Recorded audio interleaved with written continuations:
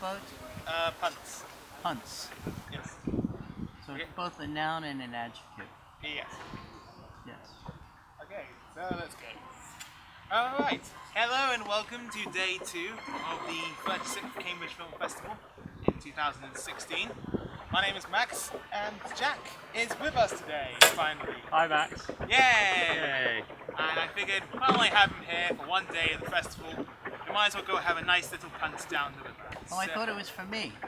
For you as well. Oh, I'm the guest. Of course. He lives here. Well, he's gallivanting over England at the moment. Okay, me too. Well, And yes. Scotland. I'm doing all the work. And Wales. And Wales. The UK, the United Kingdom, is still united. I Yeah. thought Scotland. Can't forget No, old we Scotland. don't want to get into Let's politics. not do.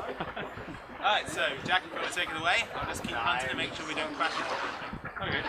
So, Bruce, you're over here in the UK doing a tour entitled The Fabulous Nicholas Brothers. Could you briefly let our viewers know who were the Fabulous Nicholas Brothers? Well, first of all, they were fabulous. You got to know that. Now, they were two brothers who were probably, I think, they were the greatest dancers of all time, and I'm not the only one who thinks that. Fred Astaire thought that, Gene Kelly thought that, Michael Jackson thought that. They were also great entertainers, and they had wonderful chemistry and love for each other, and I was very happy to know them. And I was very close to one of them. And so these were dancers, but when would we have seen them in the cinema if we were around in those days? Well, because cinema is forever, you could still see them because they made several movies in Hollywood, particularly for 20th Century Fox. Their most famous movie is called Stormy Weather, which is also being reissued this season by the BFI, I think, right?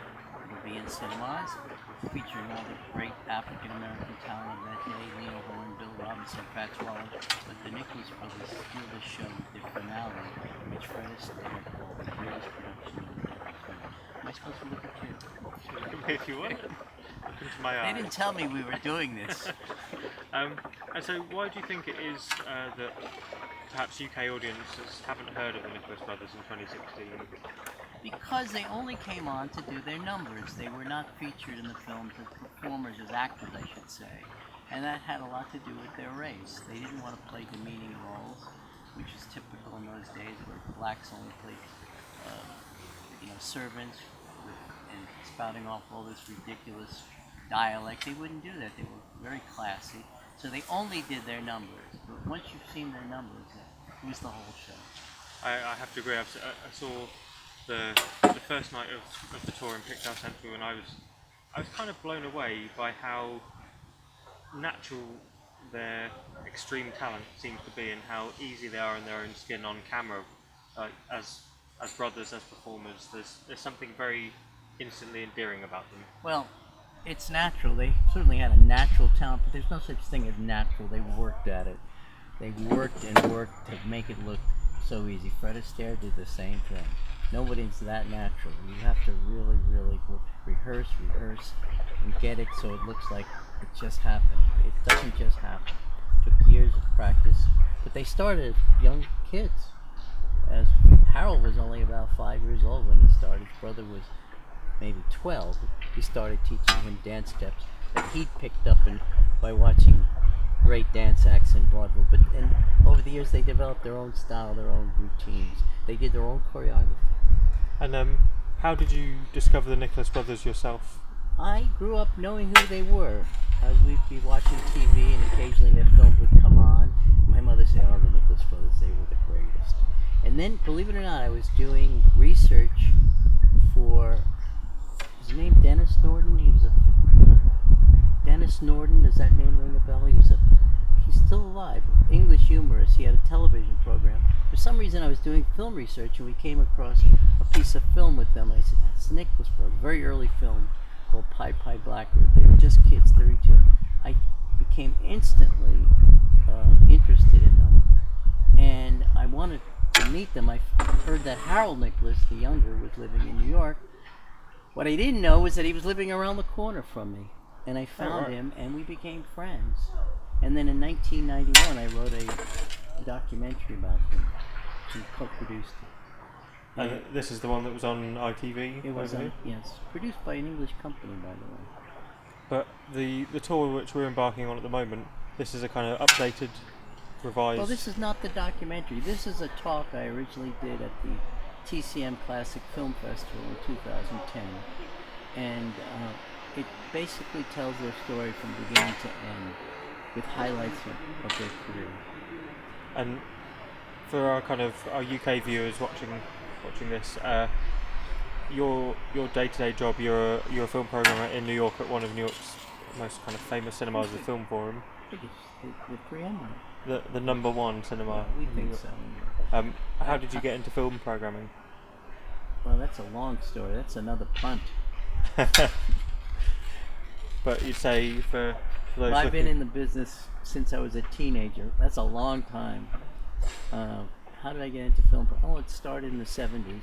I worked at cinemas in New York City, the Carnegie Hall Cinema, Bleecker Street Cinema. Started a cinema up on Cape Cod in Massachusetts. I've been in it a long time. I lived here in England, in London, in the late 70s, but I was not in the film business. And for those looking to get into the industry now, What perhaps industry? leaving. There's no industry. It's very small what I do. Only a handful of people do the kind of programming I do in the whole world, and I know them all, I think. A lot of them are here. Julie Pierce, BFI, and there's a fellow based in Glasgow and London, Nick Barley, has Park Circus. He distributes classic films all over the world now. There's very few of us who do this kind of work. We just deal exclusively in classic films. But we were discussing the other day about how maybe multiplexes, maybe they've reached the peak of their appeal, but it seems like the smaller cinemas, like your Film Forum, like the 3 screeners, they seem to be having a bit of a renaissance. I think the problem with the multiplexes, it's a big problem, is there's no human touch in them, and they're soulless. You go in there and they're blaring inappropriate music, inappropriate to the movie they're playing. There's no sense that anyone's in control, anyone's doing anything personal. We try to make it look, we actually talk to our customers, make it a little community, you know. And I think that's what you're doing here with Picture House. And these Picture House films are wonderful. The one in London, Picture House Central, I just saw.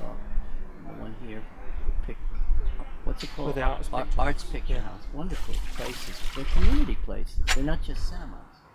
They're gathering places. That's what we're going for. Yeah. Good to hear. Max, Mr. Punter, would you like to offer any questions? No, I think you got the bases covered. I think we've got a nice little trip down. We're almost at the end of our little tour of Cambridge.